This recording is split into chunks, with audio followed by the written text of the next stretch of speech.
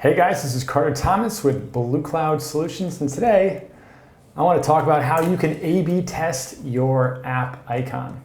I'm going to talk about 3 different strategies you can do, all of which have their own pros and cons. Now, the first thing you can do is to post it on Facebook. Now, you can do this on your own Facebook page if you want to do it there. The best place is typically in Facebook groups with other people that are used to providing feedback. Bluecloud, we have our own Facebook group, but really any group of people that are supportive, entrepreneurs, app marketers, anything, where you can post a few of the different options and just ask people, hey, which one do you like? Leave a comment. And people will comment, I like icon A, or I like icon D, or whatever it may be.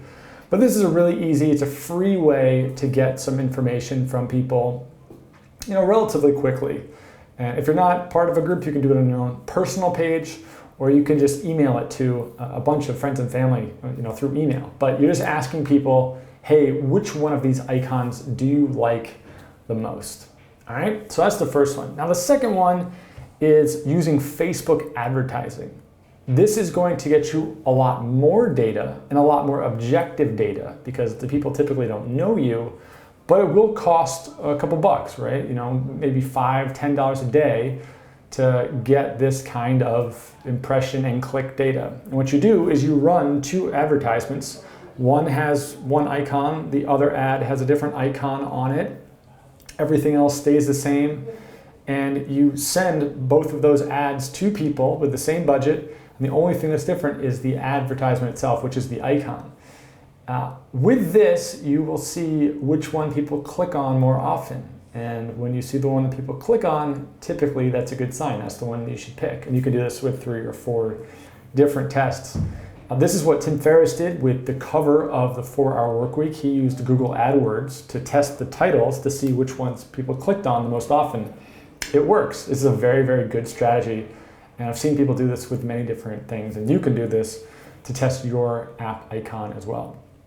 And the third thing to do, which takes the longest amount of time, but is probably the best true test, is to change the icon on your app in the iTunes store. So in iTunes, you'll see the analytics of how many people saw your iTunes page, and then you'll see how many people downloaded your app.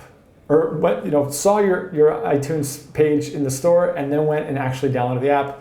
That shows what the conversion rate was to get them onto your page, and you can see those conversion metrics. So for 1 week, you run one icon, and that gets 30% of people to come into your iTunes page. And the next week, you run an icon, you see that it gets 50% of people to come in. You know that you're going to keep the second one. Now, this takes the longest. It can be kind of the biggest pain, but it really is the truest test because this is why you're testing the icon, right? This is to get more downloads. That is the ultimate goal of testing an icon. And so that can be the best place to do it. So friends and family and Facebook groups is the cheapest way to do it. Get the small sample size, but it can be very easy. Facebook ads is going to cost a lot of money, but it can get you really great objective data that you can get in a matter of hours if you want. And then the third is to actually go into your iTunes page or iTunes account and update the app and see which one moves the needle for you. Having a better icon and again, changing a few things about the icon can make a huge difference long term. So I would highly recommend testing out your app icon. Cool. If you like this video, please give me a thumbs up on YouTube or a like on Facebook. If you're listening on the podcast, please share this with somebody that you think would benefit from it. And I will talk to you guys soon.